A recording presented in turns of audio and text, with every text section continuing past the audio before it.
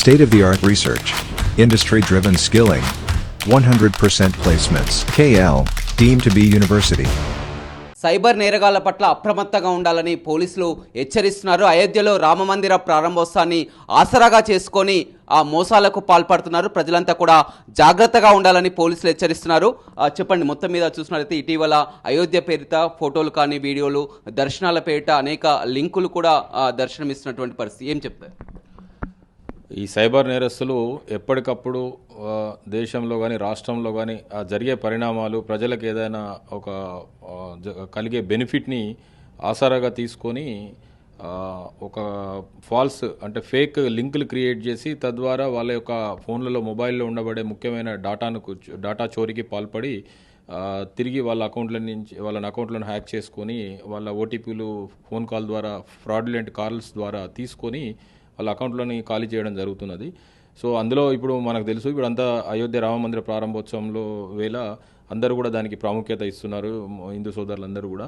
So అలాంటప్పుడు దీన్ని ఆసరాగా చేసుకొని కూడా కొంతమంది ప్రారంభోత్సవ వీడియోలు అని చెప్పి, ఫోటోలు అని చెప్పి, మూల విరాట్ విగ్రహం యొక్క ఫోటోలు అని చెప్పేసి, లేదా లైవ్ ఇస్తాము అని చెప్పేసి, లైవ్ లింక్, ప్రారంభోత్సవం లైవ్ లింక్ అని చెప్పేసి, అదేవిధంగా ఇతరత్ర ఇప్పుడు మనకు ప్రజాపాలన సంబంధించిన దరఖాస్తుల విషయం అయితేనేమి అప్డేట్ అని చెప్పేసి, లేదంటే ఇంకా మనకి ముఖ్యంగా రైతు బంధు దానికి అని చెప్పేసి, ఇలా వివిధ రకాల రూపంలో అందులో అయోధ్య ఇప్పుడు లేటెస్ట్గా ట్రెండ్ కాబట్టి అయోధ్య టెంపుల్ ఇనాగ్రేషన్ దాన్ని కూడా బేస్ చేసుకొని కొంతమందికి వస్తున్నట్లు సమాచారం వచ్చింది.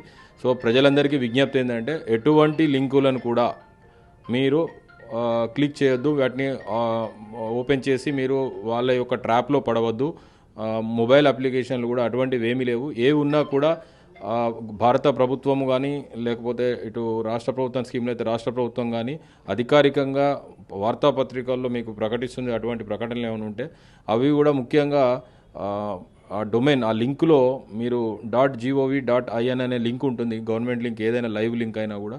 సో దయచేసి ఇటువంటి ఫేక్ వాట్సాప్ మెసేజ్లు కానీ ఎస్ఎంఎస్ల రూపకంలో కానీ మీకు వచ్చినప్పుడు దయచేసి వాటిని క్లిక్ చేయకూడదు, మోసపోకూడదు. అదేవిధంగా ఆ తర్వాత వెంటనే మీకు మళ్ళీ ఒక తప్పుడు కాల్ వస్తుంది, మీరు మీ డాటా ఎంటర్ చేశారు, మీకు ఇప్పుడు ఓటీపీ వస్తుంది, ఆ ఓటీపీ చెప్పండి అని.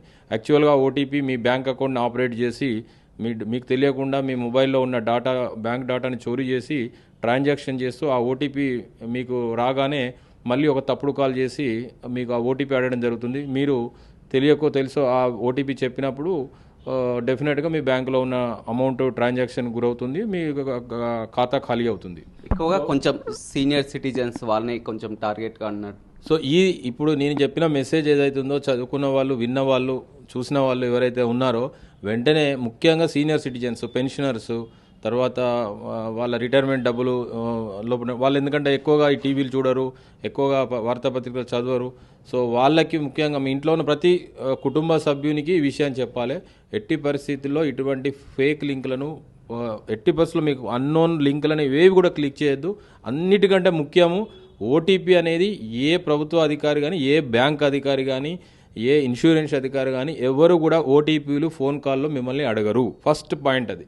ఓటీపీలు మీరు ఎప్పుడైతే ఫోన్ కాల్లో చెప్తారో ఆ మరుక్షణం మీ బ్యాంక్ అకౌంట్లో ఖాతాలు ఖాళీ అవుతాయి. దయచేసి ఓటీపీలు అనేది కేవలం మీ యూజ్ కొరకు మాత్రమే. మీరు ఎవరికి కూడా ఎవరు ఏ ఒక్క ప్రలోభ పెట్టినా, ఇన్సూరెన్స్ పాలసీ అనో, లేకపోతే అయోధ్య దర్శనం అనో, లేకపోతే రైతు బంధు స్కీమ్లో మీ పైసలు ఇంకా డబుల్ వస్తాయనో, ఇలాంటి ప్రలోభాలు, ఎటువంటి కాల్స్ కూడా ఎవ్వరు కూడా ఓటీపీ అడగరు మిమ్మల్ని. దయచేసి ఓటీపీలు మీరు చెప్పొద్దు. ఆ లింకులని, డివైస్లని మనం ఏమైనా గుర్తించగలుగుతామా జనరల్గా?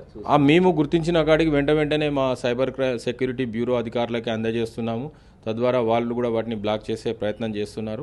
అయినప్పటికీ ప్రజలు కొంత ఆశతోని, కొంత తెలియని తనంతో చేస్తున్నారు కాబట్టి ఈ అవేర్నెస్ క్యాంపెయిన్ మేము కూడా మెసేజెస్ అందరికీ సర్క్యులేట్ చేస్తున్నాము. ముఖ్యంగా గ్రామీణ ప్రాంతాల వారికి, సీనియర్ సిటిజన్స్కి, మహిళలకి.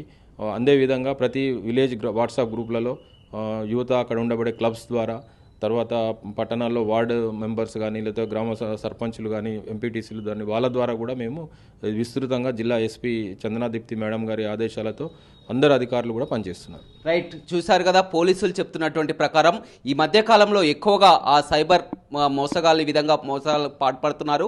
ఎక్కువగా ఇప్పుడు ఇటీవల అయోధ్య రామ మందిరం ప్రారంభోత్సవాన్ని ఆసరాగా చేసుకొని దర్శనాలని అదేవిధంగా తలంబ్రాలని ఆ వివిధ రకాలుగా కూడా ఆన్లైన్ లింకులు అదేవిధంగా కాల్స్ చేసి కూడా ఓటీపీ నెంబర్లు అడగడం, దర్శనాలు చేయిస్తడం, వీటిని కూడా నమ్మొద్దు, మోసపోవద్దు, అలర్ట్గా ఉండాలని కూడా ప్రజల్ని పోలీసులు హెచ్చరిస్తున్నటువంటి పరిస్థితి కనపడుతుంది. O2 studio.